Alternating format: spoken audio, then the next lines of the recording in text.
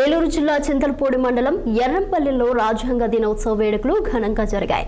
Constitution day సంబరాలను కులమతాల అతీతంగా నిర్వహించారు. పలువురు నేతలు అలాగే ఉద్యోగులు డాక్టర్ బిఆర్ అంబేద్కర్ విగ్రహానికి పూలమాలలు వేసి నివాళులర్పించారు.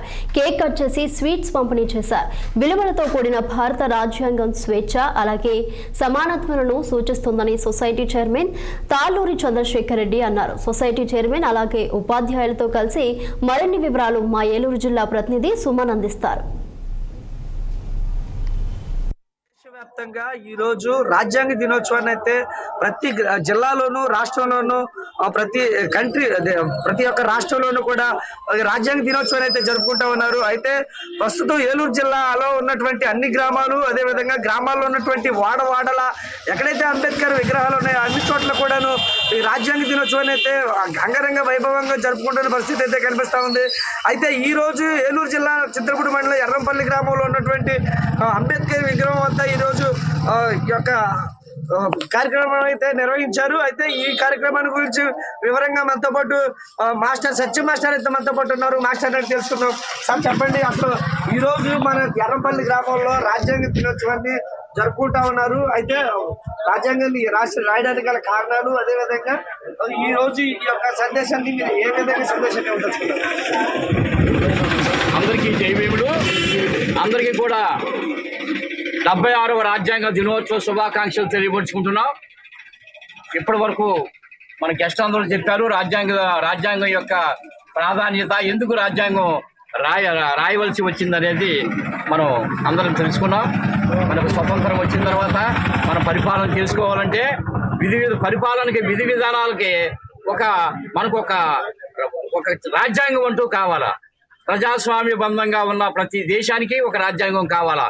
అలాగే మన భారతదేశానికి కూడా రాజ్యాంగం కావాల్సి వచ్చినప్పుడు ఆ రాజ్యాంగ పరిషత్తు మనకి అధ్యక్షులుగా మనకి మొట్టమొదటి మన రాష్ట్రపతి గారు అదేవిధంగా రాజ్యాంగ ముసాయిదా కమిటీకి డ్రాఫ్టింగ్ కమిటీకి అధ్యక్షులుగా డాక్టర్ బిఆర్ అంబేద్కర్ ని నియమించడం జరిగింది. వీరితో పాటు ఇంకో 6 సభ్యులు కూడా ఉన్నారు. వీరందరూ కూడా మొత్తం 60 దేశాల యొక్క రాజ్యాంగాలని పరిశీలన చేసి అందులో మన దేశానికి ఏం కావాల్సి వస్తుందో ఆ యొక్క అంశాలని మనం తీసుకొని మనకు భారత రాజ్యాంగం రాయటం జరిగింది. 60 దేశాల రాజ్యాంగాలను పరిశీలించడం అంటే మాటలు కాదు. ఇప్పటి వరకు మన దేశ రాజ్యాంగాన్ని మనం ఇప్పటి వరకు పరిశీలన చేయలేకపోయాం. ఇలాంటి 60 దేశాల యొక్క రాజ్యాంగాల్లో మనకి ఏం పనికి వస్తుంది అనేది వాళ్ళందరూ పరిశీలన చేశారంటే వాళ్ళందరూ కూడా ఎంత గొప్ప మేధావులు మనం అర్థం చేసుకోవాలి. ఇదే విధంగా మనతో పాటు సొసైటీ చైర్మన్ గారు అయితే ఉన్నారు. సార్ చైర్మన్ గారు, భారత రాజ్యాంగం మీకు ఇచ్చిన విలువలను బట్టి మీరు ఈ యొక్క చైర్మన్ పదవిని ఆశిస్తున్నారు. మీరు ఎలా ఫీల్ అవుతున్నారు? శుభోదయానికే ఈ రోజు శుభోదయం. ఎందుకంటే ఆ రోజున 1947లో మనకి స్వతంత్రం అయితే వచ్చింది. కానీ మనం ఏ విధంగా ముందుకెళ్ళాలి, మనకున్న రేపొద్దున భవిష్యత్తులో ఉన్నటువంటి విధానాలు మనం ఎలాగా నడుపుకోవాలని తెలియని పరిస్థితిలో ఆనాటి ఉన్నటువంటి మన పెద్దలు అగౌరవగోచరంగా బాధపడే టైంలో అసలు మనం ఒక పరివర్తన, ఒక ప్రణాళిక, ఒక క్రమపద్ధతి ఈ దేశంలో ఉన్న ప్రజలందరికీ కూడా వాళ్ళకున్న హక్కుల్ని కాపాడుకునే విధంగా ముందుకు తీసుకెళ్ళాలి అని చెప్పి మరి ఆ రోజునట్టు ఆలోచనతో ఉన్నటువంటి పెద్దలందరూ కూడా ఈ రాజ్యాంగాన్ని నిర్మించే బాధ్యత ఆ రోజు కమిటీలో దాంట్లో ముఖ్యంగా దానికి చైర్మన్ గా చేసినటువంటి మన అంబేద్కర్ గారు ఈ రోజున వారు పంపినటువంటి ఏదైతే మన రాజ్యాంగాన్ని నిర్మించి ఆ రాజ్యాంగంలో పొందుపరిచినటువంటి అంశాలన్నింటినీ కూడా గెజిటిఫికేషన్ చేసి నిజమైన స్వాతంత్రం వచ్చినటువంటి రోజు ఏ రోజైనా ఉందంటే అది నవంబర్ 26వ తారీఖు అని చెప్పి నేను గర్వంగా చెప్పగలను.